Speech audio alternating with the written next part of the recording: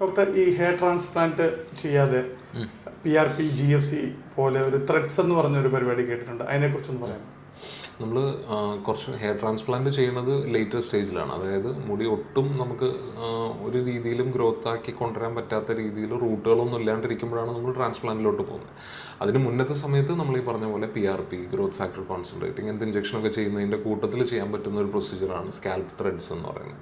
അപ്പോൾ thread എംബെഡിങ് therapy എന്നാണ് അതിൻ്റെ ഒരു ആക്ച്വലായിട്ടുള്ള പേര്. അപ്പോൾ ഇതിൽ ബേസിക്കലി നമ്മൾ എന്താ ചെയ്യുന്നത് വെച്ച് കഴിഞ്ഞാൽ സ്കാൽപ്പിൻ്റെ ഉള്ളിലോട്ട് നമ്മൾ ഒരു ത്രെഡ് ഇൻസേർട്ട് ചെയ്ത് കൊടുക്കുക ചെയ്യണം. അപ്പോൾ ഒരു ബേസിക്കലി ഒരു ത്രെഡാണ്, ഒരു നീഡിലിൻ്റെ മുകളിൽ ഒരു ചെറിയൊരു ത്രെഡ് ഉണ്ടാവും. അത് നമ്മൾ സ്കാൽപ്പിലോട്ട് ഇൻട്രൊഡ്യൂസ് ചെയ്ത് കൊടുക്കും. നീഡിലെടുത്ത് കളയും. ഹെയറിൻ്റെ ഒരു ഗ്രോയിങ് ഫേസ് ഉണ്ട്. ആ ഗ്രോയിങ് ഫേസ് കുറച്ചും കൂടി നന്നായിട്ട് സ്റ്റിമുലേറ്റഡ് ആവും. അപ്പോൾ ഹെയർ ഗ്രോത്ത് നന്നായിട്ട് കൂടും. അപ്പോൾ ഹെയറിൻ്റെ എണ്ണവും തിക്നെസ്സും നന്നായിട്ട് ആ ഒരു ഏരിയയിൽ, ആ ത്രെഡ്സ് ഇടുന്ന ഏരിയയിൽ കൂടിക്കൊണ്ടിരിക്കും. ഒരു പ്രാവശ്യം ചെയ്താൽ മതി. അതിൻ്റെ കൂടെ ബാക്കി പ്രൊസീജിയേഴ്സും കൂടി ചെയ്ത് കഴിഞ്ഞാൽ കുറച്ചും കൂടി ബെറ്റർ റിസൾട്ട്സ് കിട്ടും.